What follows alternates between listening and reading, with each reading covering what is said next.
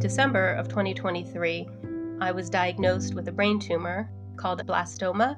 It is one of the tumors that you can operate on it, but you can't cure it. So basically, it's a cancer, and it's deadly. I'm Jen's husband. I just told the surgeon, please tell me, what does this mean? And they said, well, ultimately, the average lifespan is 18 to 24 months. Welcome to the Black Belt Business Podcast. Today is going to be a completely different episode than anything I've ever done previously. We're not talking about the business of martial arts. We're talking about why we do business in martial arts. My name is Matthew Brenner, and today you're going to hear from Tim and Jen. You're going to go through their journey from students to instructors.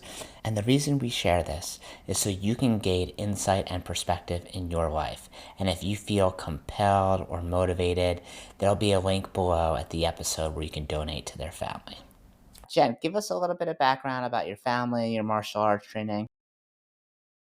Hi, my name's Jen Wetzel. My family has been at our dojo for At least 6 years. all four of us, me, my husband, my daughter, and my son, are all black belts. In December of 2023, I was diagnosed with a brain tumor called glioblastoma. It is one of the tumors that you can operate on it, but you can't cure it. So basically, it's a cancer, and it's deadly. So we were hit with this all in December. Yeah, my name's Tim. I'm Jen's husband, and I actually was the head instructor at Action Karate Mount Airy for a while. And once we got this diagnosis, I decided to cut back on that. And so now I still continue to teach because I get a lot of energy that way. And that's where we are now. You guys obviously been training for a while. You were the head instructor of a school, Mhm. and your kids are very involved in the martial arts. Why did you originally get started in martial arts training? That's a really great question. I love the answer to this because it's fun. We actually were looking for something for our kids, specifically for our daughter, Catherine. She's on the autism spectrum. And we had read all kinds of things like how good karate is for kids on the spectrum. We were looking around, and long story short, came to Action Karate Mount Airy and really just loved the way they connected to the kids, and then the focus on the leadership and all of that. And we're like, oh, let's do this. Miss B asked, we do have a family package. Would you guys be interested in training? And I was always interested in training because back in my college years, I was in martial arts, Taekwondo specifically, and had trained in that for about 6 years until a knee injury. So I was like, yeah, I'd really like to do that. And very surprising to me, Jen was like, I have always wanted to do martial arts too. So at this point, we've been married for probably about 10 years. And I looked at her and I was like, I had never known that. Um, and it has been just such a big part of my history. So we like signed up on the dot and have been training regularly ever since. What kind of benefit have you seen since you started with your kids? So, I mean, the benefits for both of our kids has been manyfold, I would say. Not only has Catherine and Tyler been able to find great friends that they're able to connect to. That's been especially important for Catherine, as that's a challenge for her. But also, very quickly, they joined Black Belt Leadership and began to lead in classes.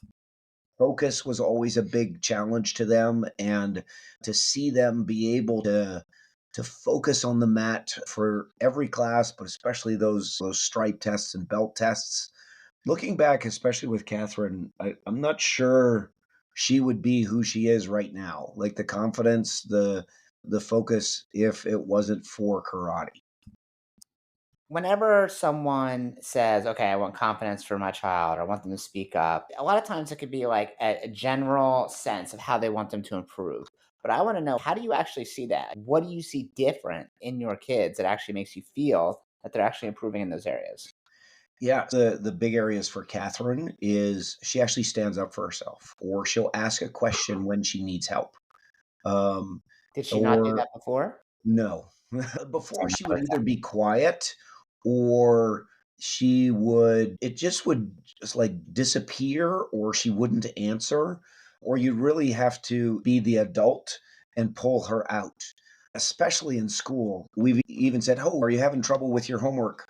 And before it would be a huge resistance. And now she'll turn to us and say, "I've already scheduled a meeting with so, and I'm going to go over it on Saturday, such and such a time or whatever." And, I'm taking care of it. I'm taking care of it. I love that. That is that. probably a big part of her language right now. I'm taking care of it, Dad. Oh my goodness, this is huge. And my son went from being not as keen leading on the mat, and now he's leading in classes. He'll teach entire ninja classes. There was a ninja that was refusing to come onto the mat, and under his own initiative and power, Tyler took this little ninja onto the mat and then dedicated his entire class to that kid. And he was saying, "I'm going to make this the best class for this kid ever." I mean, So tell me another 15-year-old that has that, that's so that's amazing. just huge. Yeah. So Jen, how does that make you feel as a parent when you see those sort of things, like actually changing your child? So I've definitely seen them grow in their confidence and maturity on the mat. And as we already talked about in school for Catherine, she's in cyber school, so I do get to see some of that at home. Tyler's in a what we call a brick and mortar school, so an actual school. Okay. And Yeah. then as obviously the kids you wanted to get involved first. You didn't sign up for you guys, you signed up for the kids, and then they mentioned the family program, and all of a Right. sudden you're jumping into that. So what's that experience been like for you? Most people, if they're a mom, they're probably not gonna start martial arts classes. They think of it as like a kid thing. So what gave you the confidence that you can get out there and learn karate? What age were you when you started? 3? Yeah, Yeah. 43, 42. Okay, so early Mhm. 40s. So what gave you the Yeah. confidence to start martial arts in your early 40s? Why wouldn't I be able to, I guess? I mean, why not? I've always wanted to do it more for self-defense Mm. than anything, and I guess as a white belt, I felt like it was a low enough level that anybody could do it. It was also fun to do it with the kids, even though they were taking a separate class from us, to have them be at home, and we had our target at home and they would be like, "Oh, I want to show you this punch." That was a lot of fun to just, oh. So Tim, how did you end up going from to being a head instructor of a school? So I was teaching at some universities in the area. I was teaching 3D animation and computer graphics, and at the same time, I was teaching classes at karate. That was like an organic transition. I was taking class, and then Miss B would be like, "All right, you three go over here with Tim and review this." And I'm a teacher at heart, right? That's what I've done for my time job forever. That just started to roll in. "Oh, here, why don't you teach half the class? Why don't you teach the whole class?" And I think that transition happened probably within about 2 months, especially after I had gone to one of the certifications. Really what started to happen is I would work full time in the morning and be coming home and then go into karate class and teaching karate class. And I was at this one school that I had worked at, and I find myself walking in at 8 o'clock, and by 8:30, I was like, I can't wait to get home to teach karate because I felt like I was making more of a difference. Mm. Now I'm teaching college, right? I'm teaching students how to do their degree, how to like make a way in their life. But I really felt like, in some senses, the students had changed, but also that the expectations of like the dean and the higher level of students had changed, that I didn't have the ability to push students. I didn't have an ability to expect more of them. I was actually told by the dean at one point to dumb down my classes. Oh my god. Like the energy just deflated from that. Whereas I would come to my karate class and I'd be like, "Oh, that's such a great kick. Now I want you to do it this high. Or, hey, make sure you snap it back and then kick it again before you even put your foot down. Or just challenging them, hey, keeping your hands up. Or, oh, you know what? I need your asa to be a little louder today. Can you do that? Walking up to a student and saying, hey, while you're stretching out, I want you to lead the student creed today. Can you do that for me, Johnny? And seeing their face go, okay, maybe. And I'm like, you can do it. And then I'll walk you through it.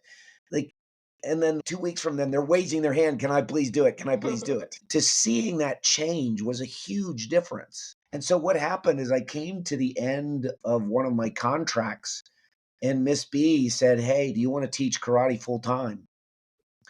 And I was like, yeah, absolutely. And so we started it.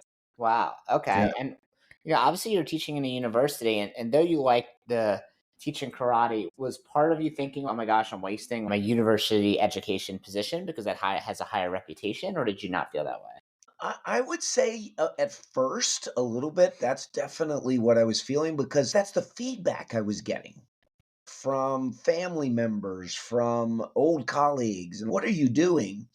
And then I realized, hey, I'm learning more here. I am actually more occupied, more engaged, and making more of a impact on people's lives than I ever did. And I was like, I feel like this was better, right? If anything, I missed like a little bit of doing the actual 3D work, but not the teaching of it. Mm. But yeah, that was the biggest thing is I was like, okay, this is a career and this is huge.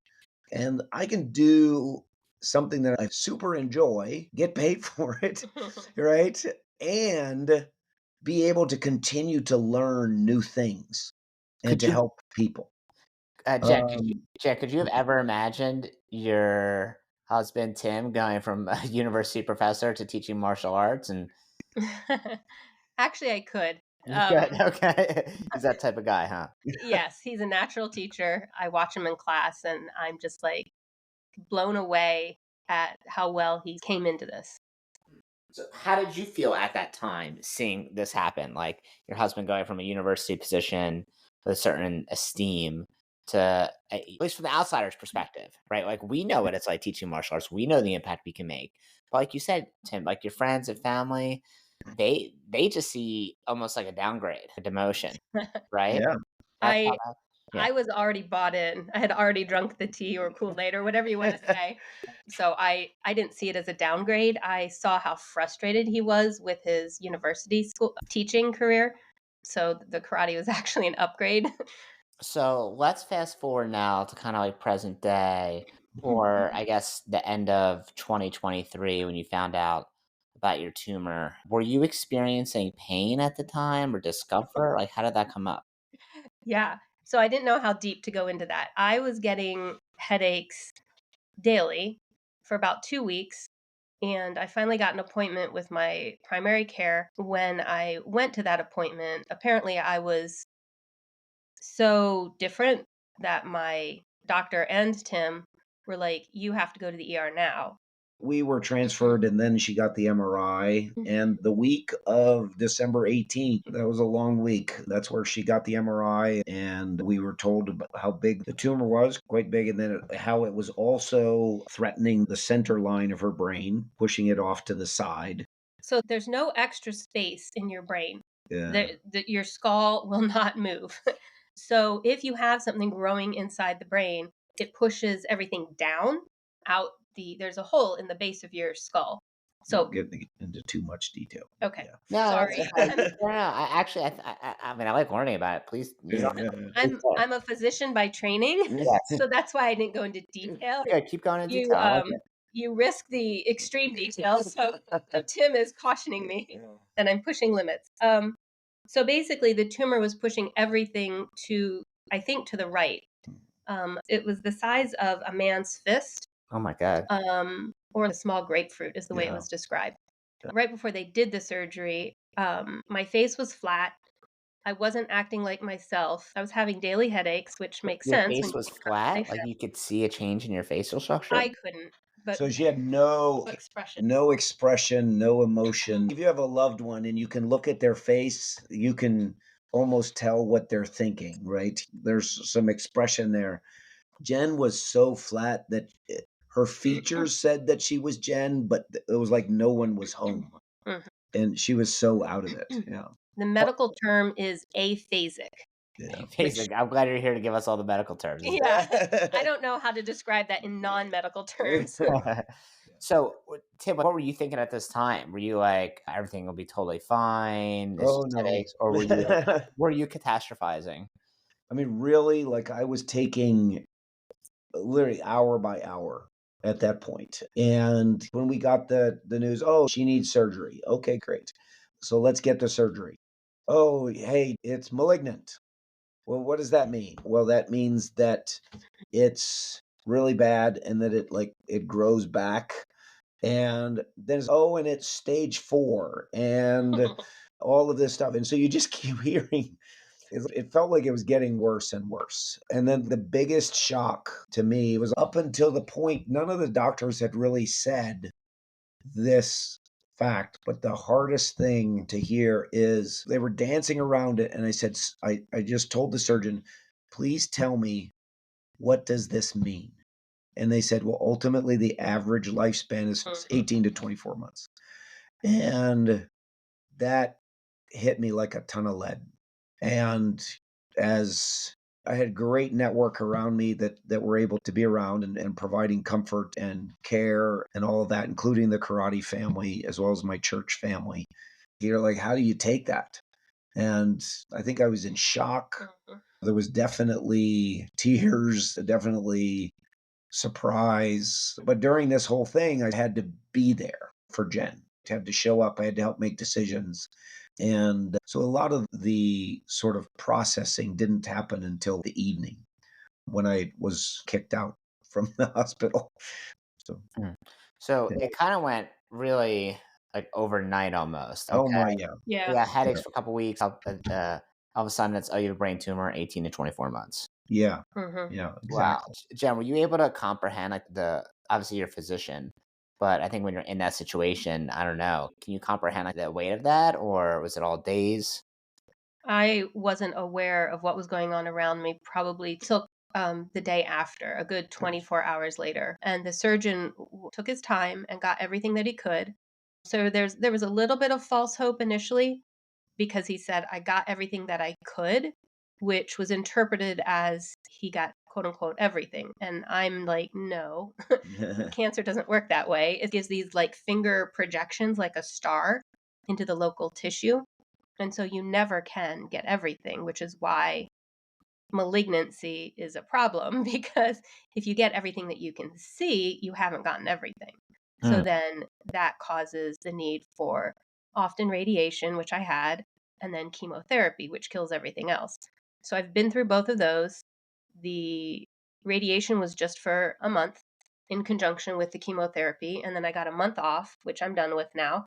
And now the chemo starts back up again. Tim, when you get past the initial shock, what does your day to day look like after that? How do you function? Yeah. So for once Jen was home, it was really just watching her and helping her do things because she was still recovering from surgery. And the yeah, go ahead. Because I was laying in a hospital bed for most of a week, it Weakness. Yeah. it was like you lose muscle mass very quickly. Prior to the going to the hospital, I had a really strong core and could jump out of bed, but I lost pretty much all of that. I lost my leg strength very quickly, and I noticed that my core strength disappeared very fast too. Mm, So that was probably the most frustrating thing for me. I no longer can just swing my legs out of bed and jump up. So yes. I was able to continue on with some classes in karate for a while. You know what's so funny about this conversation is that I'm What? asking like, okay, how did you guys like function day to day? And you're like, well, karate is a little more difficult now. You're not, oh, I'm not sure how to talk to the kids about it or what's going on Yeah. with their Yeah. school. It's karate is a little harder. It's a harder. It's I- amazing that that becomes your measuring stick or your Yeah. yeah. Yeah. priority. Yeah. Yeah. So going back a little bit, Matt, one of the things I quickly realized is first of all, the timeline is short.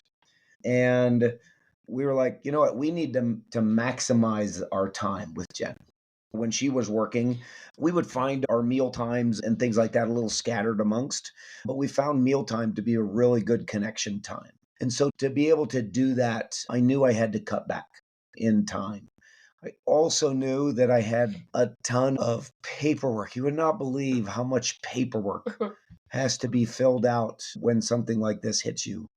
There's no handbook or anything to go through, right? It's, oh, you interact with somebody like, oh, have you thought about this? No, I haven't. I'll put that on the list of 300 things I have to do. And I was just trudging my way through and realized after talking to Miss B, hey, I still want to teach, but I can't do it full time anymore.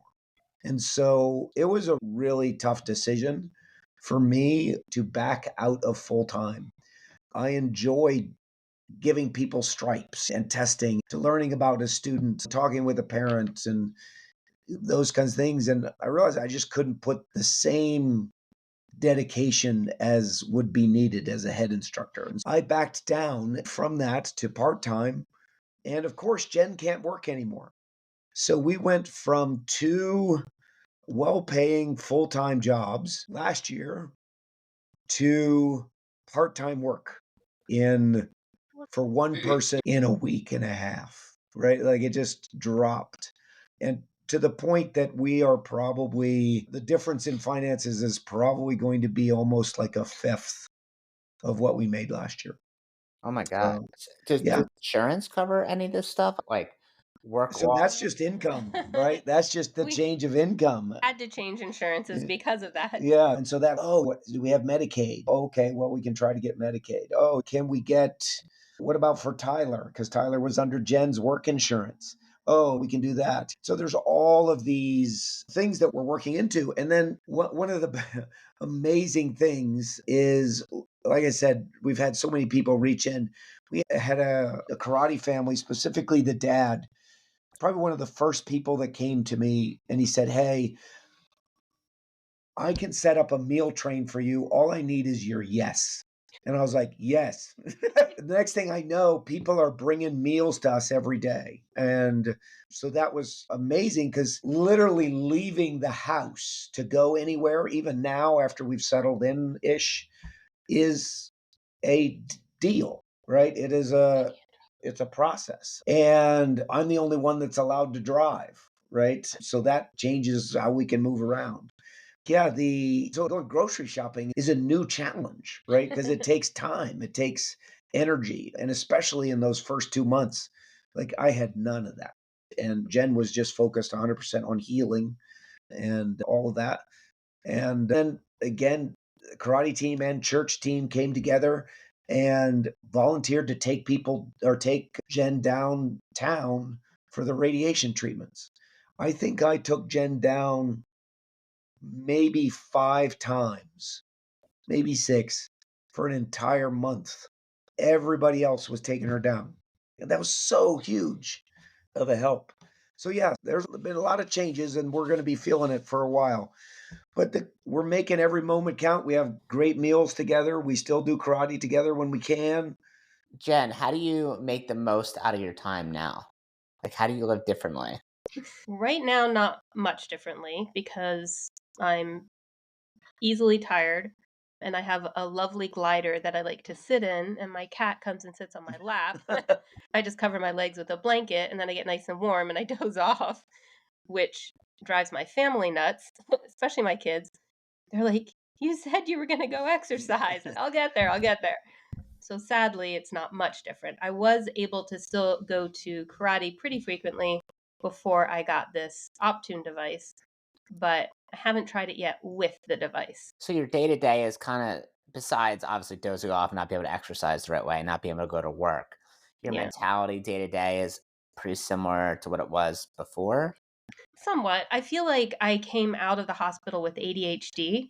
I was the organizer, I was the Mm. grocery shopper. So Tim jumped on that while I was in the hospital. You had to, the laundry and dishes and all that stuff. And the kids already were doing chores, so that they kept up. So that's easy. To the best of my knowledge, I've never been diagnosed with ADHD, didn't have meds for it, and I felt like everybody else who has it grew up with it and learned as an adult, learned how to function with it. I was like, this is not fair. I don't know how to deal with this. But I had some compassion for my family who that's what they deal with on a day-to-day basis. Um, All three of us. yes. I don't want to call anybody out, but No. I was gonna um, call anyone out, but all you three. yeah, Yeah. their names are. So I wasn't able really to jump back into my quote unquote normal position of the family organizer. And even to this day, Tim's don't put anything on the calendar. My ability to tell time or I guess transpose things. If somebody says, all right, there's no school on Monday, the 19th of February, I look at that and see March the 19th.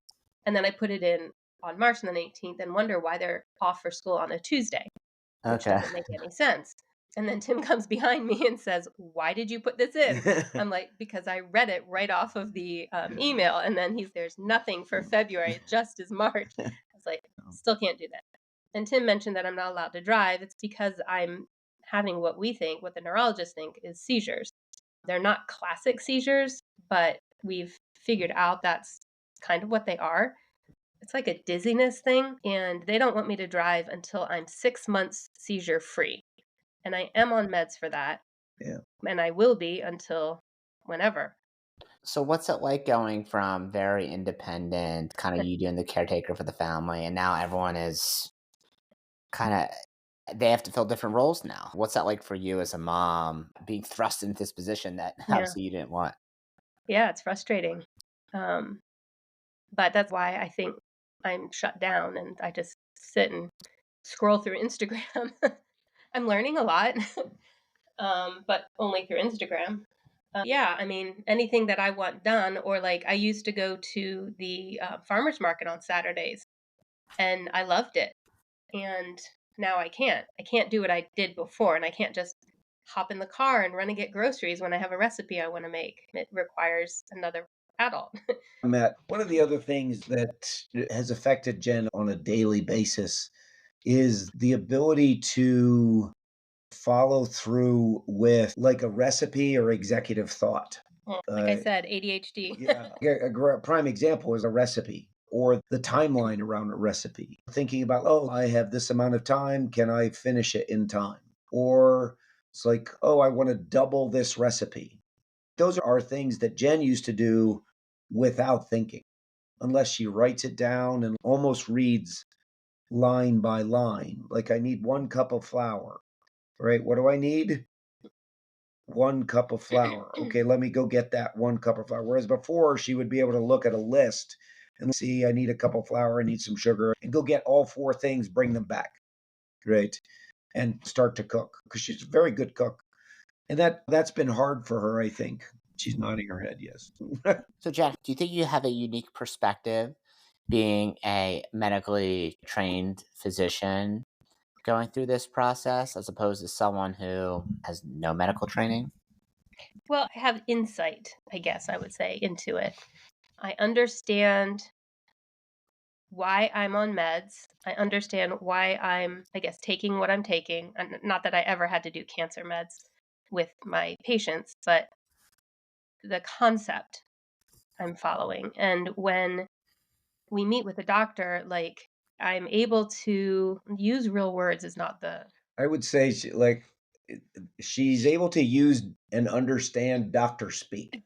So like they'll start talking and I'll be like, "Wait, I have no idea what the last 4 words you said were." Things like if you think about watching the old TV shows or something like that, you're like, it sounds really cool, but you have no idea what's being that's me, whereas she understands all of that still. Yeah. but I do try to keep it a little more simplified for Tim so that he can follow. Yeah, simplify everything for Tim. I can't believe it. Yeah, I yeah. Whereas when it comes to karate, he dumbs it down for me. Mhm, He's very patient with me when it comes mhm, to karate. mhm. How do you handle this bombshell news with your kids? How do you Yeah. handle I have no Yeah. idea. Yeah, so that was a rough week, especially that 1 week when she was in the hospital. And first thing is, hey, mom's real sick.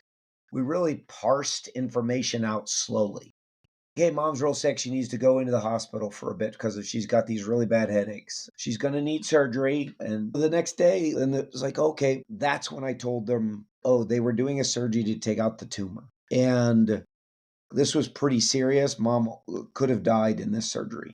But the what ifs, like well, this could happen or this could happen, I shielded them from that.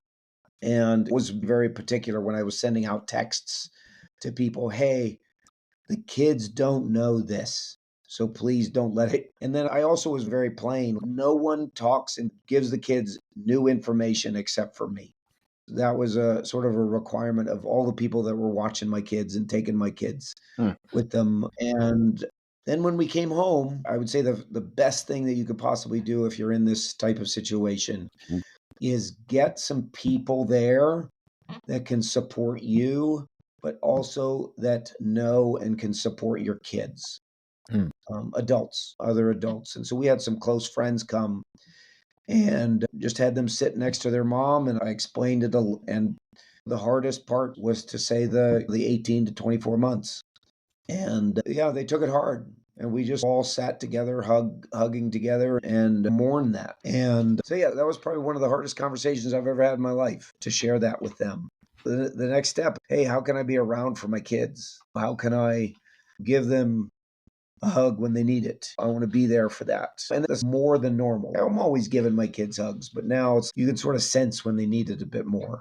And the sort of blessing, I guess you would say, for kids is that they deal with things as they come up, right? They don't really project into the way future really easily. They deal with things on a day-to-day basis, which I think is a blessing. And then the second thing is we got them into counseling, right? Like we got them with a counselor as soon as we could. Do you do Um, that as a family or they do it individually? we have done a session with the family, and then it was funny. This is where that confidence and self knowledge came in, is they both said to us, we want to do this by ourselves. We don't want you involved. Well, because We were, constantly saying, "We're here, you can talk to us anytime." yeah. They're like, "Knock it off." So I think having them talk to someone else, right, without us is really important. And then Jen, is there any sort of feeling? People always ask the hypothetical question, right? If you had 1 month to live or you had a year to live, what would you do? Is there anything that you think of? Like, okay, I want this to happen. It's a good question. To be honest, there were a few things that I kind of wanted to do before the surgery, go to New Zealand, visit New Zealand, that kind of disappeared when I came out from surgery. That sort of burning desire wasn't there anymore. But as I've had time to settle with it, I've always kind of wanted to take a cross country train ride, but push that to the back burner because it's so stinking expensive. But now it's just whatever. Damn the torpedoes. And Tim and I are looking into that kind of stuff now. Okay. yeah. All right, cool. Why cross country train ride? Because it doesn't sound like that was on your radar before. It's like New Zealand. Well, it's like now you think there's like some brain chemistry that changes. Now I want to do train stuff. Maybe, I don't know. Maybe brain chemistry. I grew up overseas and I have fond memories of traveling by train, looking out the window, watching the land pass by. Just I don't know, I've always enjoyed travel, but not needing to drive somewhere. You could read. Right now, my life used to be focused on driving places because I could, but now, I mean, that would be Tim driving all that way and that's no good. Mm, And I'm not allowed to drive, so it had to be something that was and flying, you can't see the landscape going past as well. So, yeah, at that's least trains. cool. And how much does a cross country train ride cost? Like I don't even know what a A lot. train. Yeah, so A lot. that's my department. Yeah, we're looking at it. It's like probably between 9 and 12,000 a person. Mm, okay. Yeah. Probably less than flying to New Zealand. Uh, yeah, if you stayed at the Ritz, probably still less. Yeah. Yeah, so, if in my opinion, like if we're gonna do something like that, we want to get a sleeper car, like a sleeper bunk, and we want to do it right. If you're on a train for 4 days, you want to enjoy those 4 days, not be sitting in coach class the entire time. And Jen is physically limited in many ways now, which that's something that I miss, is that she's used to be extremely fit, in some ways more fit than me, especially as she was talking about her core. She could hold a plank longer than me, 4+ minute plank and all that stuff. And now going upstairs is challenging, right? It takes some energy. Going downstairs is challenging. So yeah, that's different. And so we're trying to get used to that. So now what's coming up that is pretty exciting is you're gonna be Yes. testing for your third degree for Mhm. your black belt, and we're doing non-traditional test. Mhm. Can Mhm. you tell us a little bit, Jed, about what we're doing for you? How we're doing it together, I would say. Everybody but me is going to take the test. You'll do parts of it. Tim is trying to convince me that I will do parts. Oh, No, he'll please, be you done. talked about getting out of surgery and karate a week later, and now you're like, "Oh, I'm not sure if I could do part." You're definitely gonna do something. Oh, yeah, but, like, the way one of the doctors explained it to me, which I like, is as if my brain is a computer. So, what's on the hard drive is there. So, old memories are there. New stuff going in, not so much, and new stuff coming out, not so much. He's It's like a corrupted file. Mm. So, we could just walk around the house saying corrupted files anytime I get something wrong. We're leaning into this idea that we at ACT should talk about as being the link in the chain, right? The link in the chain. When we think about for our martial art, we go back to Ed Parker and go all the way down and through Professor Brenner, and then hey, there's me. I'm the next link in the chain, or Miss or Jen is the next link in the chain, and how we share our martial arts and have it continue to grow. And what this idea is that we're all coming together to be links in Jen's chain, right? To help her take this test. And so we have some people that are coming just for the run. We have people that are coming for the exercise portion. We have people that are going to participate in the katas. And it's super cool. And Jen is going to participate in what she can, but she'll also be the judge. Yeah. Right. Yeah, you're gonna be the judge. It's to me. And hey, we'll all have to look at Jen. Did we pass? And I'm gonna be really tough on those people doing the plank. What do you mean tough? This is like the kid being able to grade his own test. It's amazing. I've invited Jen's parents, Jen's brother, and their whole family, and they're coming out and going to participate in the test. Mom's in a wheelchair. She's going to be doing like the first 9 moves out of 100 count. And everybody's participating in some way and all coming around this. And I'm pretty excited about it. That's so cool that you guys can do that together as a family, and we as an action karate family can be part of your Yeah. black belt test because we've never done Yeah. anything like that. So when I heard the idea, I was like, that is genius and beautiful, and I can't wait to be a part of it. Thank you guys so much for coming on here and sharing your story. If someone wanted to reach out to you to connect, how can they find you guys? Couple ways. Probably the best way would be email for me. So you can put my email up there. Can you spell that? Yeah, TWETZEL, the number two, the letter K, at gmail.com. Yeah, Wetzel, just pretzel, as I've heard my entire life. So that would probably be the best way, because texts get lost for me because I'm focusing on what I need to focus on. Whereas emails I can get a hold of. If anybody wants to send me an email, I'd love to respond. I definitely will respond. And I can send out other resources that we have as well. Yeah, absolutely. And Jem, what's your Instagram? At Jet Wetzel, JetWetzel. Thank you guys. Thank you guys so much for being on here. If you have any questions or want to know ways you can help, you can email me, Matthew at doubleyourdojo.com, or find me on Instagram at blackbeltbrenner1. Thank you guys. Thank you very much. If you feel compelled to help out the Wetzel family, you can donate with the link in the show notes. They have a GoFundMe. Also, if you're local in the Philadelphia area, you can also donate by joining them Meal Train. So you can provide meals for the family. We'll have all the link in the show notes and the description if you feel so compelled. And I can't imagine, obviously, this happening to anyone, but also at the same time losing 80% of your income overnight. So anything really helps. Thank you very much for listening.